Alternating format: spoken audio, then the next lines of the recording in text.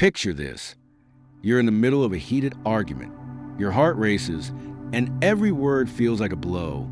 Each sentence turns into a skirmish. You're carefully forming your next response, eager to prove you're right. But the person you're speaking to, they're doing the exact same thing. Neither side is listening, just waiting for their turn to counterattack. Then, N enters the picture. He doesn't take sides. He doesn't tell you what to say. Instead, he whispers something unsettling into your ear. You've already lost. What could he mean? You're fighting. You're defending your beliefs. You're standing your ground. How could that be a loss? Because, according to N, the very act of engaging in such a confrontation means you've given up your power. True strength, he insists, doesn't come from proving yourself right. It comes from something much less expected. So what exactly is this hidden strength? And why does silence sometimes carry more force than 1,000 words? Let's look deeper into his philosophy and reveal the quiet tactic that holds true power. Most people think power comes from winning debates, being the loudest, or making others admit they're wrong. But Friedrich N. saw things differently. To him, power didn't lie in speech. It lay in control. Why do we argue at all? If you've ever been in an intense argument, you know how fast things can spiral. But have you ever stopped and asked, what's really behind it? And would suggest that arguments usually aren't about discovering truth. They're often about something much deeper: psychological survival, ego protection. People argue because they feel their identity is on the line. Admitting they're wrong feels like losing a part of who they are. The mind resists this at any cost. Power struggles. Most debates are less about logic and more about who dominates, who ends a conversation, who sets the tone, who forces the other to retreat. Herd mentality. Some don't argue to defend beliefs. They argue to look smart, confident, or powerful in front of others, and saw all of this as weakness.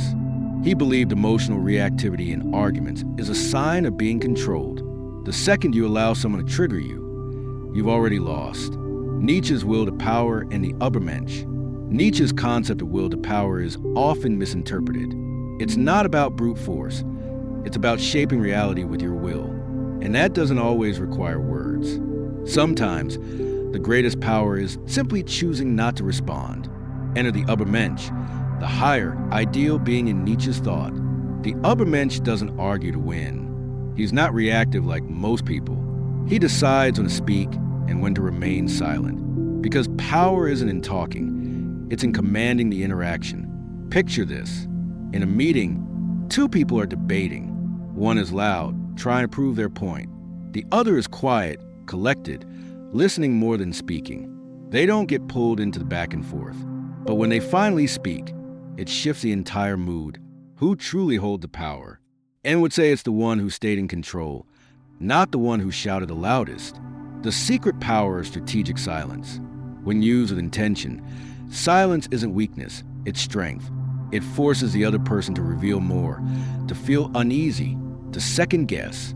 It creates pressure, and pressure puts you in control. The Ubermensch doesn't just stay quiet. He uses silence. A pause, a moment of restraint, a response dropped in precisely when it has the most impact. That's why N believed real power lies not in battle, but in mastering the ground before the first blow is even struck. Silence is more than the absence of speech. It's a strategic weapon used by the greatest thinkers, leaders, and warriors throughout history. Now let's look at three figures who embodied this quiet power: Socrates, Steve Jobs, and Miyamoto Musashi. Socrates, winning without raising his voice. Socrates didn't shout or push his views. He asked questions with the Socratic method. He guided others to confront their own contradictions. Imagine a self-assured politician boasting about his wisdom. Socrates doesn't challenge him outright. He simply asks, what is wisdom? The more the politician tries to answer, the more his definition falls apart. Eventually, he's left speechless, not because Socrates said he was wrong, but because he realized it himself. Socrates knew the truth. People don't accept what they're told. They accept what they discover. This is the essence of silent power. Guide people to question themselves rather than argue. Steve Jobs, the master of intentional conflict. Unlike Socrates, Steve Jobs didn't avoid conflict, he controlled it. at Apple, his leadership wasn't about arguing over every little detail. It was about directing the conversation toward a vision. Jobs had a rule: don't waste energy on trivial fights. But when something truly mattered, he went all in. Remember the iPhone design debate? Engineers wanted buttons. Jobs wanted a touchscreen. Instead of hammering his point, he led them to see what he saw. He let them argue, but nudged them until they believed the solution was theirs. He wasn't proving a point. He was winning hearts. And that's real persuasion. Miyamoto Musashi, the samurai who won before drawing his sword, now moved from boardrooms to battlefields. Miyamoto Musashi, undefeated in over 60 duels, didn't win through strength alone. He won through mind games. Take his famous duel with Sasaki Kojiro. Instead of arriving on time, Musashi showed up late. Kojiro was enraged. That rage made him sloppy. And Musashi, calm and calculating, defeated him. The moment your enemy reacts emotionally, they've already lost. And would have admired Musashi. He didn't react. He provoked reactions. He used silence, timing, and psychological pressure to dominate before the fight even began. The thread that connects them all. What unites Socrates, Jobs, and Musashi? They never wasted energy on pointless arguments. They didn't react, they controlled. They understood that real power isn't loud. It's subtle, strategic, and quiet. So next time you feel the urge to argue, ask yourself, am I reacting emotionally, or am I guiding the situation? Because true power doesn't scream. It whispers and still gets heard. They feel as though they themselves are being attacked. This is exactly why the most powerful individuals throughout history have never allowed themselves to argue from a place of emotion. Because the moment someone stirs your emotions, they've already gained control. The Ubermensch doesn't fall for that trap. He doesn't react. He watches. He studies. And then, only if it serves his purpose, he may respond. 3. The need for validation, the real root of most arguments. At the heart of nearly every argument, you won't find a pursuit of truth. You'll find ego. People don't just want to be correct. They want to be seen as correct, and understood that most people aren't looking for truth. They're looking for validation. They argue not to reach clarity, but to win approval from the crowd. But the Ubermensch, he doesn't seek applause. He doesn't chase affirmation. He shapes his own reality and walks it alone if necessary. Think about the most influential people in history. Did they waste time arguing with every critic? Of course not.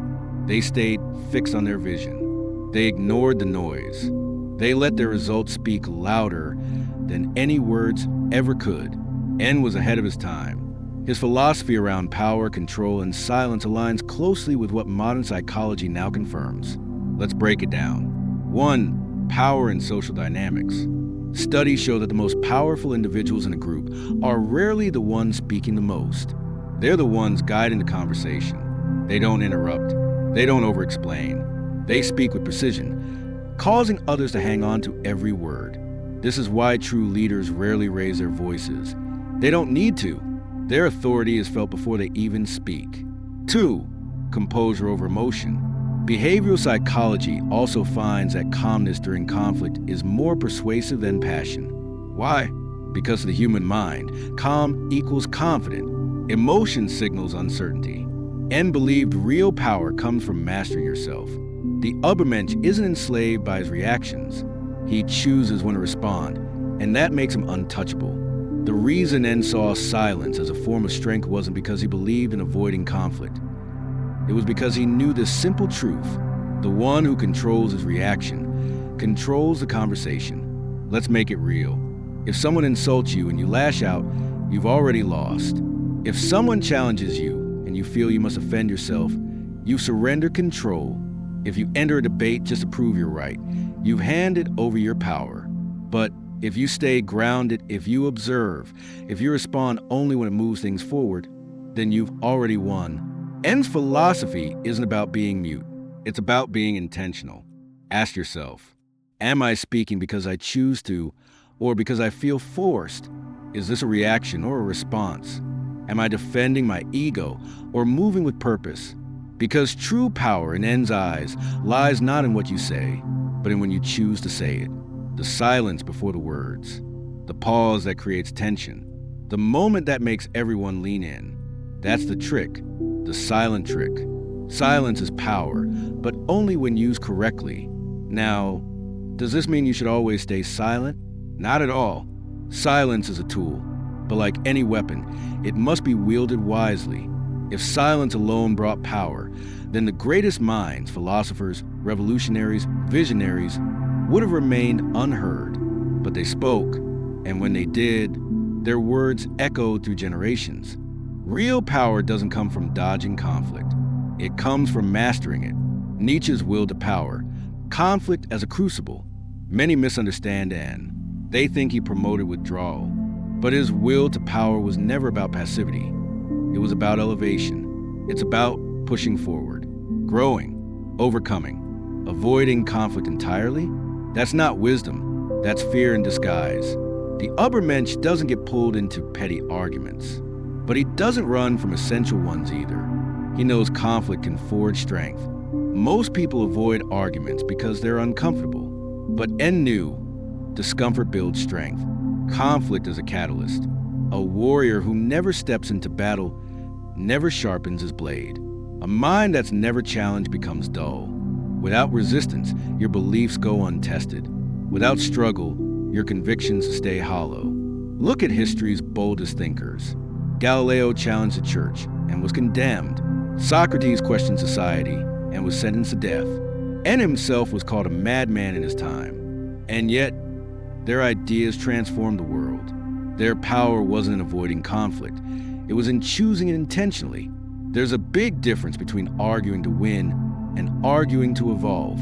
And understood that, arguing with purpose. Great leaders don't argue for ego. They argue to shift reality. Socrates didn't shout. He questioned and didn't preach. He provoked. Steve Jobs didn't argue aimlessly. He used tension to drive innovation. These people weren't avoiding conflict. They were shaping the world with it. The Ubermensch doesn't fight to prove himself. He fights to create transformation. So when should you engage? When the debate sharpens your mind, when it reveals deeper truth, when it helps you or others grow, when it shifts power in your favor. And when should you stay silent? When you're defending ego, when the other person isn't open, when it's just emotional noise, when silence is your power move. To argue without strategy is weakness. To argue with intention, that is power. And wasn't afraid of conflict. He embraced it on his own terms. So ask yourself, will this conflict weaken me? Then walk away. Will it strengthen me? Then walk in. Is it just a distraction? Then ignore it. Silence alone isn't power. Knowing when to speak and when to stay silent, that's mastery. One final thought. If you had two options, never argue again, ever. Master the art of influence through conflict. Which one makes you more powerful? Now picture this. You wake up and a voice says you only have 100 words left to speak for the rest of your life. Every sentence now becomes precious. Would you waste them in a pointless debate? Would you spend them trying to convince someone who isn't listening? Or would you choose each word like a warrior sharpening his final blade before battle? That's where real power lives. And knew what most people forget. Words are currency, and the more you spend them carelessly, the less they're worth. So the next time you're in an argument and your heart starts to race, your mind loads up comebacks, and your ego wants to fight, pause, observe. Who really holds the power here? The one desperate to speak, or the one confident enough to remain silent? Because silence isn't weakness. It's strategy. It's control. It's the art of making others question everything, without you having to say much at all. Here's your challenge. Next time you're pulled into a heated exchange, stop. Watch. Listen. Let them reveal their weaknesses first. And when the time is right, if it's ever right, choose your words as a master, or say nothing at all, because true power is silent. Want more deep insights on philosophy, psychology, and power? Tap subscribe and turn on notifications. Let's keep sharpening minds. Stay sharp. Stay powerful.